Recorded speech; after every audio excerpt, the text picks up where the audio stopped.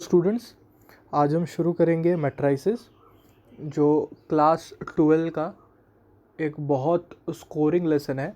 अगर आपको मैट्राइसेस से रिलेटेड सारे टॉपिक्स सारे कंसेप्ट्स अगर आपको समझ जाते हैं तो आपको मैट्राइसेस काफ़ी इजी लगेगा और बहुत ही स्कोरिंग है। तो हम एग्जैक्टली देखेंगे मैट्राइसेस एग्जैक्टली होता क्या है। तो मैट्राइसेस बहुत ही इजी है। ये जो आपको ब्रैकेट दिख रहा है, इस ब्रैकेट के अंदर आप जो कोई भी नंबर्स लिखते हो उसे आप मैट्राइसेस बोलते हो। वो पूरे टर्म को आप मैट्राइसेस बोलोगे। फॉर एग्जांपल अभी मैं इसके अंदर फॉर एग्जांपल लिख देता हूँ 4 5 6 7 8 9। तो ये हो गया मैट्रिक्स, ये हो गया मैट्रिक्स। ओके, तो बहुत ही इजी है।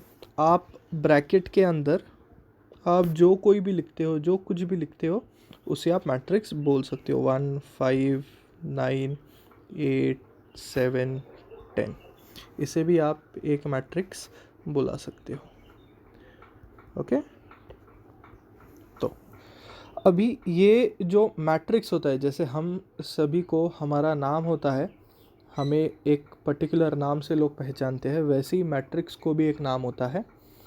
मैट्रिक्स का नाम हमेशा कैपिटल लेटर में होता है। मतलब इसका मतलब कि मैट्रिक्स को जब अभी आप कोई भी नाम दोगे तो वो कैपिटल लेटर से आप उसको डिनोट करोगे। फॉर एग्जांपल अभी पहले वाले मैट्रिक्स को अगर मैं नाम दे रहा हूँ तो मैं उसको एक कैपिटल लेटर डिनोट करूँगा, मतलब matrix A is equals to this term. Next इसी को भी हम नाम दे देंगे, इसको भी मैंने नाम दे दिया। कैपिटल लेटर से आप मैट्रिक्स को नाम डिनोट करते हो। तो ये बहुत ईजी है। नेक्स्ट चीज़ होती है मैट्रिक्स का ऑर्डर। वो बहुत इम्पॉर्टेंट होता है। हर एक मैट्रिक्स का एक अपना यूनिक ऑर्डर होता है, ऑर्डर ऑफ मैट्रिक्स।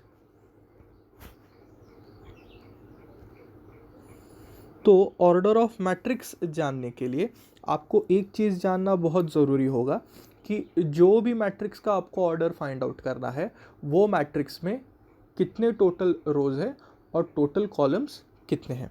सो आप क्या जानोगे, टोटल नंबर ऑफ रोज उस मैट्रिक्स में कितने हैं और उसी मैट्रिक्स में total columns, number of columns कितने हैं। तो आपको तो मालूम होगा रोज और कॉलम्स क्या होता है। रोज हॉरिजॉन्टल होते हैं और कॉलम्स वर्टिकल होते हैं। तो अभी उसी के लिए मैं आपको एक कंसेप्ट बता सकता हूँ एक एग्जांपल लेके। समझो मैट्रिक्स ए है, मैंने इसको बोल दिया 1 -5 7 8 -10 13। ये एक मैट्रिक्स हो गया। ब्रैकेट के अंदर हमने इसको लिख दिया है तो मैट्रिक्स हो गया। अभी हमें इस मैट्रिक्स का ऑर्डर जानना है, तो मैं आपको बहुत ही इजी वे में बताऊंगा। इस मैट्रिक्स में रोज़ कितने हैं मैं बताऊंगा। रोज़ मैंने बोला हॉरिजॉन्टल होते हैं। 180 ये पहली रो हमारी, इसीलिए मैं इसको R1 लिख देता हूँ। -5 और 10 ये हमारा दूसरी रो है, तो इसीलिए मैं इसको R2 लिख देता हूँ। 7 और 3 हमारा थर्ड रो है, इसीलिए मैं इसे R3 लिख देता हूँ। तो रो 1 रो 2 रो 3 हमें मिल गया। नेक्स्ट ये जो कॉलम 1 है, 1 -5 7 ये हमारा फर्स्ट कॉलम है, इसलिए मैं इसे C1, C stands for column and first column है इसलिए C1। 8 -10 एंड 13 इसे मैं C2 लिख देता हूँ। तो हम फिर से आएंगे, टोटल रोज हम देखेंगे। टोटल रोज कितने हैं मैट्रिक्स में, R1 R2 R3। So total rows are 3 and total columns कितने हैं हमारे मैट्रिक्स में, टोटल कॉलम्स C1 C2 दो कॉलम है, तो इधर मैंने 2 लिख दिया। अभी आप कोई भी मैट्रिक्स का ऑर्डर आप कैसे निकाल सकते हो, तो उसके लिए एक फॉर्मूला है, बहुत ही ईजी फॉर्मूला है। ऑर्डर ऑफ मैट्रिक्स कैसे फाइंड आउट करोगे आप, तो उसके लिए एक फॉर्मूला है, total rows, total number of rows into total number of columns. बहुत ईजी है। अभी आपको तो मालूम है टोटल रोज़ कितने हैं इस मैट्रिक्स में, तो इस मैट्रिक्स में हमारे टोटल रोज़ है 3 इंटू टोटल कॉलम्स कितने हैं, तो टोटल कॉलम्स हमारे 2 है, सो 3 इंटू 2। एक चीज़ याद रखना, ऑर्डर ऑफ मैट्रिक्स को आप कभी मल्टीप्लाई नहीं करोगे, मल्टीप्लाई का साइन होता है बीच में पर उससे आप मल्टीप्लाई नहीं करोगे। बहुत सारे बच्चे क्या करते हैं, ऑर्डर लिख के उनको बाद में मल्टीप्लाई कर देते हैं, वो आपको गलती नहीं करना है, मल्टीप्लाई नहीं होगा। Okay, so order of matrix A मैं इसे लिख देता हूँ एक फाइनल स्टेटमेंट में, therefore order of matrix A is 3/2 and not 6, 3 2s are 6, multiply नहीं करना, एक चीज़ याद रखना, ऑर्डर ऑफ मैट्रिक्स को आप कभी मल्टीप्लाई नहीं करोगे। ऑर्डर से रिलेटेड हम और एक सम ले सकते हैं, matrix B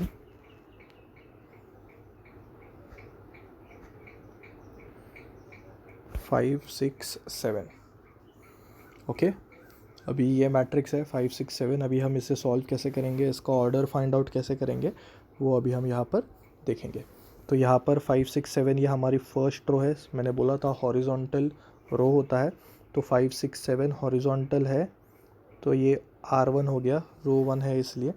and after that हम देखेंगे कॉलम्स, कॉलम्स मैंने बोला था स्टैंडिंग होते हैं, वर्टिकल होते हैं, तो 5 हमारा पहला कॉलम है, C stands for column, first column है इसलिए C1, 6 सेकेंड कॉलम है तो C2, 7 हमारा थर्ड कॉलम है इसलिए मैंने इसको लिख दिया C3।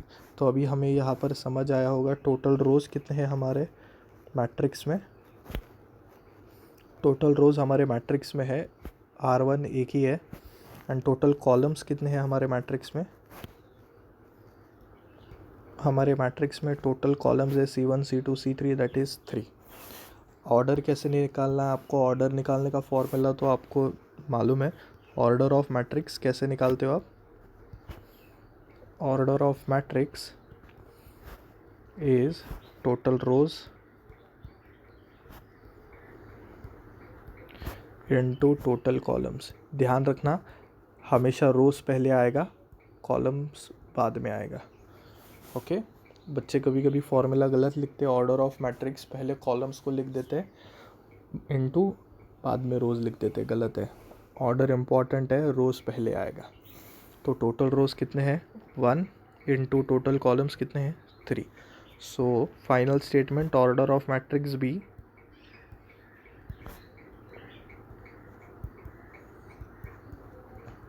इज़ 1/3। बहुत इम्पॉर्टेंट है ये ऑर्डर, इतना इम्पॉर्टेंट क्यों है वो आपको आगे समझ में आएगा जब हम मल्टीप्लिकेशन से रिलेटेड कोई सम्स करेंगे। ऑर्डर उसमें बहुत इम्पॉर्टेंट फैक्टर प्ले करता है। तो आई होप आपको ऑर्डर कोई भी मैट्रिक्स का कैसे निकालना है वो आपको समझ आया होगा। अभी हम आगे जाएंगे पोजीशन ऑफ मैट्रिक्स के बाद।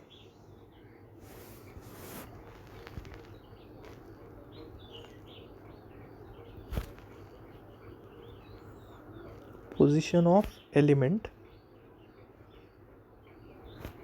इन अ मैट्रिक्स। तो सबसे पहले position of element in a matrix. आपको मैट्रिक्स तो मालूम है क्या होता है, मैं आपको एक एग्जांपल लिख के दिखा सकता हूँ मैट्रिक्स क्या होता है।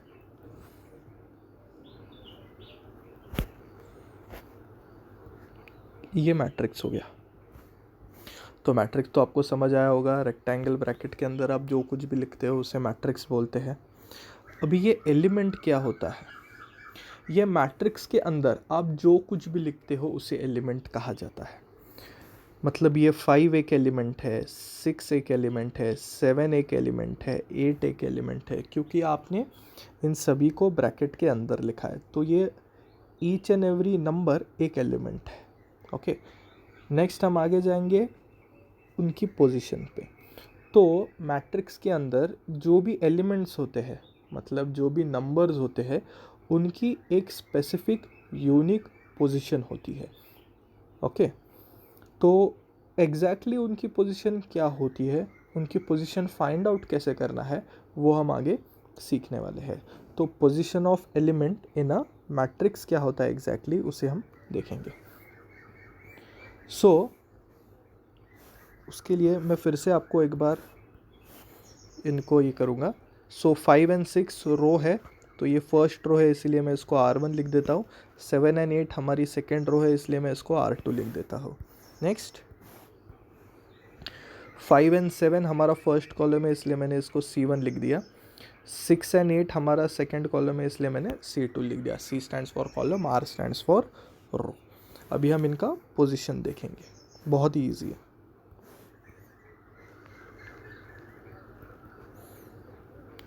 मैट्रिक्स का नाम ए है इसलिए मैंने इधर स्मॉल ए लिख दिया। ओके, अभी हम 5 का पोजीशन क्या है वो देखेंगे। 5 का, 5 से जब आप राइट हैंड साइड जाओगे तो आपको यहाँ पे रो 1 दिखेगा, और 5 से जब आप ऊपर जाओगे तो आपको C1 दिखेगा।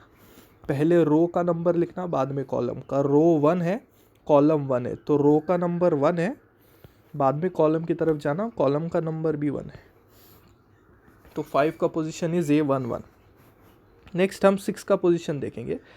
फिर से पहले रो की तरफ जाएंगे, ए तो होगा ही, रो की तरफ जाएंगे तो यहाँ पर आपको 1 दिखेगा। फिर कॉलम की तरफ जाएंगे तो आपको 2 दिखता है, तो 6 का पोजीशन इज A12।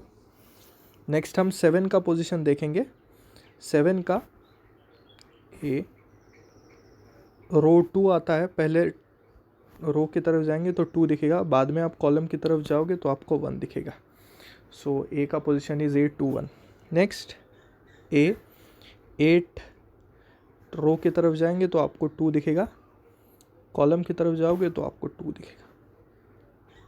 तो इस तरीके से हमने हर एक एलिमेंट का पोजीशन निकाल लिया है। सो मैं इसे यहाँ पर लिख भी सकता हूँ, position of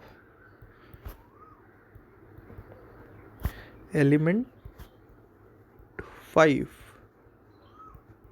is A11, position of element 6 is A12, position of element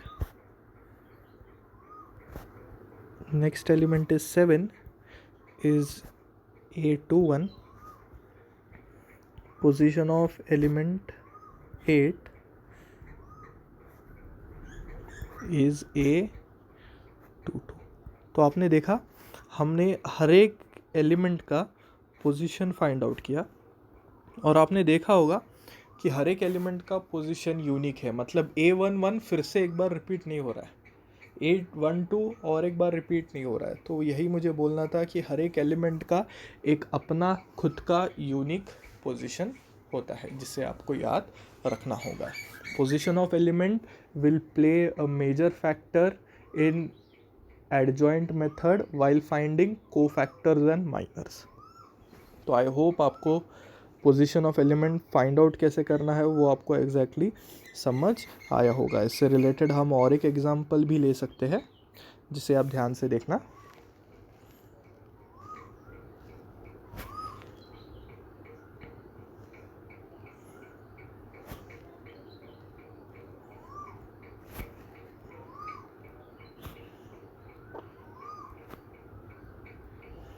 अभी ये मैट्रिक्स है बी।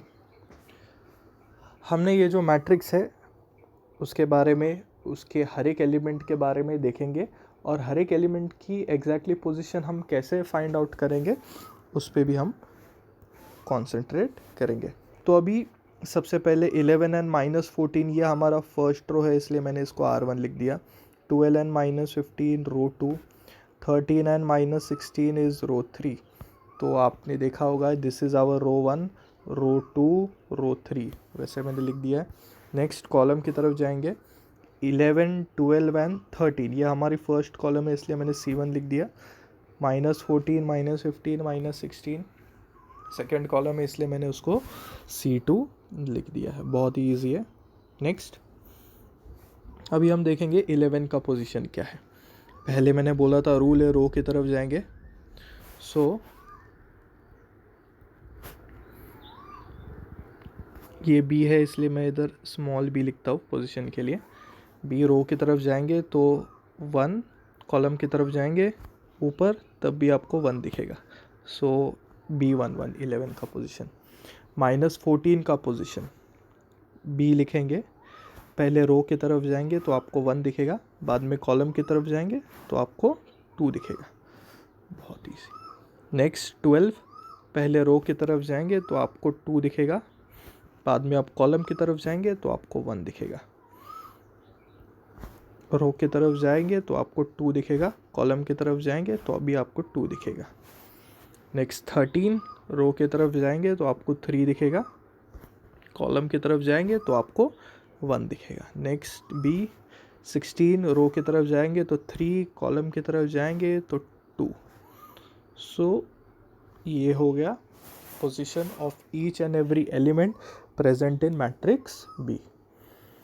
तो स्टेटमेंट में भी आप लिख सकते हो। ओके, नेक्स्ट हम आगे बढ़ेंगे स्केलर मल्टीप्लिकेशन के साथ। आपके मैट्रिक्स को जब कभी आप एक स्केलर क्वांटिटी से मल्टीप्लाई करते हो तो वो प्रोसेस को आप स्केलर मल्टीप्लिकेशन बोलते हो। आपके मैट्रिक्स को जब आप कोई स्केलर क्वांटिटी, वो स्केलर क्वांटिटी एक नंबर होता है मोस्ट ऑफ द टाइम, तो जब भी आप आपके मैट्रिक्स को कोई नंबर से मल्टीप्लाई करते हो तो वो प्रोसेस को स्केलर मल्टीप्लिकेशन कहते हैं। और स्केलर मल्टीप्लिकेशन में क्या होता है, जो नंबर जिससे आप आपके मैट्रिक्स को मल्टीप्लाई करने वाले हो वो नंबर मैट्रिक्स के अंदर जाके मैट्रिक्स के सारे नंबर्स को वो मल्टीप्लाई कर देता है। उसका एग्जांपल हम देखेंगे। फॉर एग्जांपल आपको कोई मैट्रिक्स दिया है, that is D is equals to 15 11 10 -7 8 -9। ये आपको मैट्रिक्स दिया है और उन्होंने आपको क्वेश्चन कहा है कि फाइंड आउट 4D कितना आता है। फाइंड आउट 4D कितना आता है। तो देखो, आपको D आपका मैट्रिक्स है, आप मैट्रिक्स को एक स्केलर क्वांटिटी से मल्टीप्लाई कर रहे हो, मतलब एक नंबर से मल्टीप्लाई कर रहे हो, तो ये प्रोसेस को स्केलर मल्टीप्लिकेशन कहा जाता है। तो इसका आंसर 4D का एग्जैक्टली हम कैसे निकालेंगे उसको वहाँ देखना आप।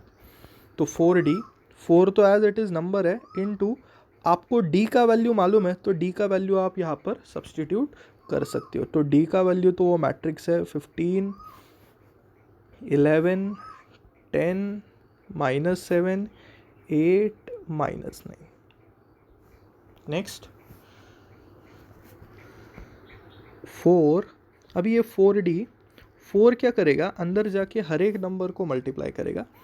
4 पहले 15 को जाके मल्टीप्लाई करेगा, फर्स्ट नंबर को, तो 4 × 15 इज 60 4 बाद में 11 को जाके मल्टीप्लाई करेगा, 4 × 11 इज 44। 4 आगे जाके 10 को मल्टीप्लाई करेगा तो 4 × 10 इज 40। नेक्स्ट 4 7 को मल्टीप्लाई करेगा तो 4 × -7 इज -28। 4 8 को जाके मल्टीप्लाई करेगा, 4 8 इज 32। 4 आगे जाके -9 को मल्टीप्लाई करेगा तो 4 × -9 इज -36। सो आई होप आपको कंसेप्ट क्लियर हो गया होगा कि एग्जैक्टली स्केलर मल्टीप्लिकेशन होता क्या है, स्केलर मल्टीप्लिकेशन वर्क कैसे करता है। स्केलर मल्टीप्लिकेशन में आपके मैट्रिक्स को एक नंबर मल्टीप्लाई करेगा, वो नंबर अंदर जाके आपके मैट्रिक्स के हर एक एलिमेंट को मल्टीप्लाई करने वाला है।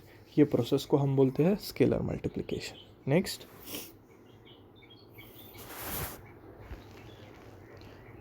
E -1 -2 3 4 -5 -6। ओके, एंड आपका क्वेश्चन है find -10E। Question is find -10E। तो अभी ये -10E हम कैसे ढूंढेंगे, तो ये भी बहुत इजी है, हम आराम से ढूंढ सकते हैं -10E को। तो -10E का वैल्यू क्या होगा वो हम ढूंढेंगे। तो -10 तो एज इट इज़, पर आपको ई मैट्रिक्स का वैल्यू मालूम है जो गिवन में दिया है, -1 -2 3 4 -5 -6। सो अभी होगा क्या, ये -10 अंदर जाके हर एक एलिमेंट को मल्टीप्लाई करेगा, जैसे मैंने फर्स्ट एग्जांपल में बताया था। -10 पहले -1 को जाएगा, तो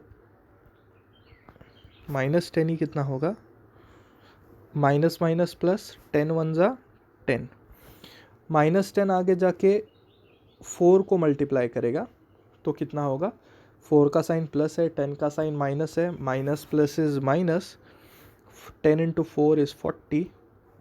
नेक्स्ट -10 -2 को जाएगा, मल्टीप्लाई करेगा, माइनस माइनस प्लस, 10 2 जा 20। -10 आगे जाके 5 को मल्टीप्लाई करेगा, minus minus plus, 10 into 5 is 50। -10 आगे जाके 3 को मल्टीप्लाई करेगा, 3 का साइन पॉजिटिव है, प्लस माइनस माइनस, 3 10 इज़ 30। -10 आगे जाके 6 को मल्टीप्लाई करेगा, minus minus plus, 10 into 6 is 60। सो ये मैट्रिक्स 10E का वैल्यू हमने यहाँ पर ढूंढ लिया। आगे हम जाएंगे कि दो मैट्रिक्स को ऐड कैसे करना है और दो मैट्रिक्स को सब्ट्रैक्ट कैसे करना है, वो सीखेंगे।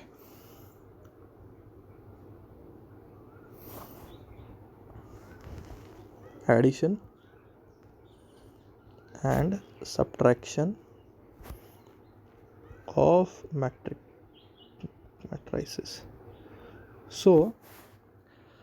तो एडिशन एंड सब्ट्रैक्शन करने के लिए मैं आपको 2 से 3 कंसेप्ट यहाँ पर बताने वाला हूँ कि रूल होगा। तो एडिशन एंड सब्ट्रैक्शन करने के लिए एक रूल आपको याद रखना पड़ेगा, order of both the matrix must be same. अगर आपको एडिशन और सब्ट्रैक्शन करना है, दो मैट्रिक्स के बीच में अगर आपको एडिशन करना है या आपको सब्ट्रैक्शन करना है, तो आपको एक चीज़ याद रखना होगा कि दोनों मैट्रिक्स का ऑर्डर जो है वो सेम होना बहुत ज़रूरी है। अगर दोनों मैट्रिक्स का ऑर्डर सेम होगा तभी एडिशन या सब्ट्रैक्शन होने वाला है। अगर दोनों मैट्रिक्स का ऑर्डर सेम नहीं होगा तो एडिशन और सब्ट्रैक्शन भी नहीं होगा। ये हिट पॉइंट है, ये आपको याद रखना है। ओके, तो इससे रिलेटेड हम एक सम सॉल्व कर सकते हैं। आपको मैट्रिक्स ए दिया है 1 2 3 4, आपको मैट्रिक्स बी दिया है 6 7 8 9।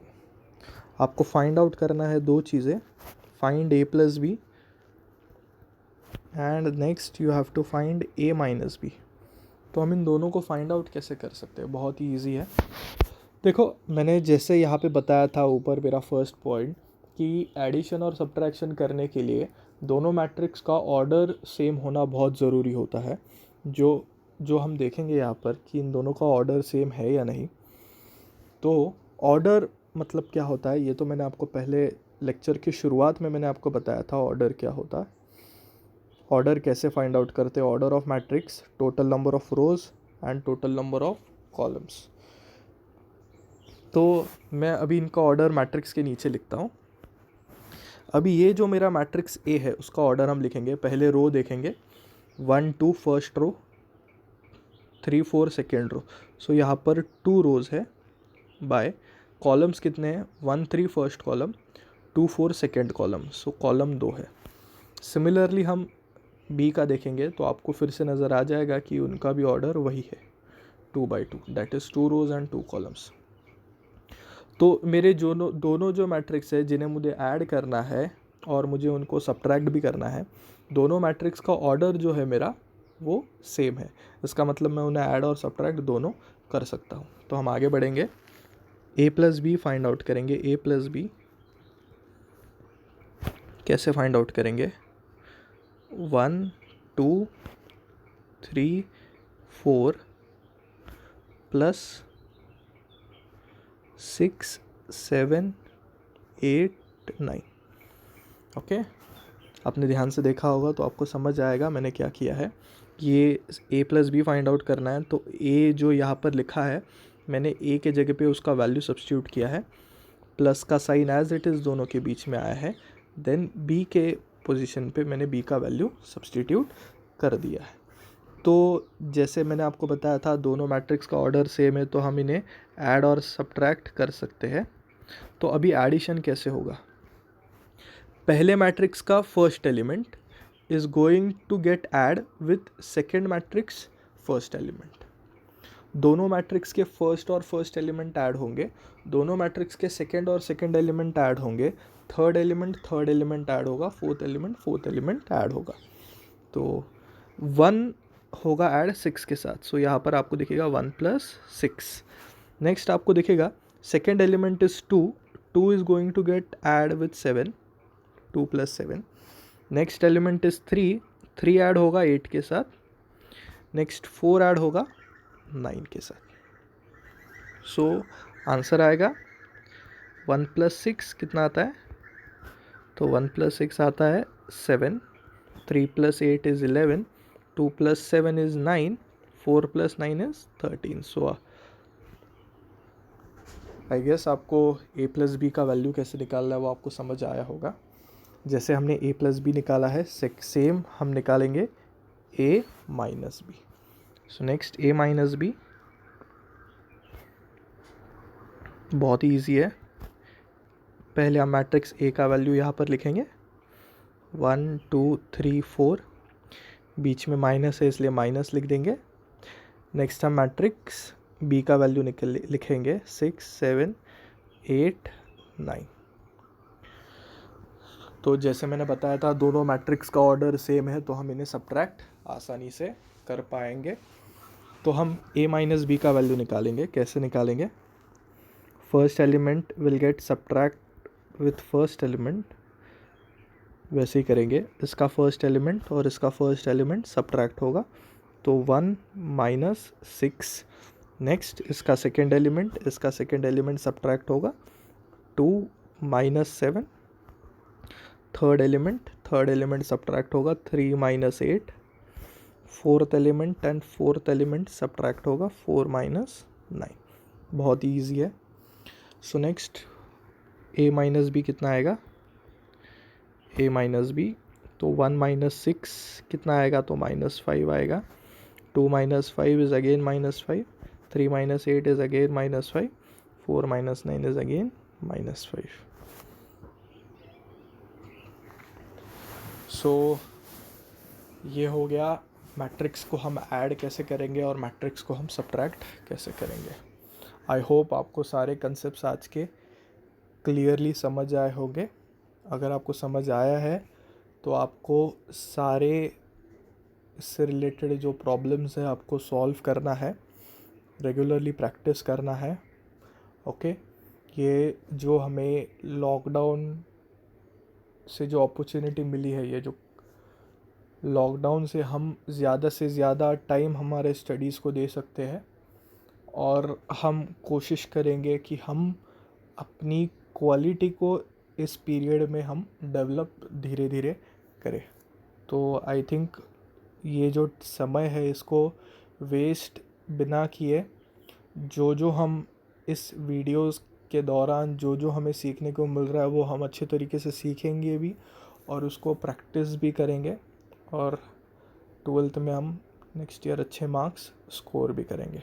ओके, तो आज हम इतना ही करेंगे, कल हम मिलेंगे और इसके आगे का जो सम्स है, इसके आगे की जो कंसेप्ट्स है वो हम फिर से सीखेंगे। आपके कोई फ्रेंड्स हैं तो आप उन्हें भी ये वीडियो शेयर कर सकते हो और उनकी भी कुछ मदद कर सकते हो। Till then, thank you, stay hope, stay safe.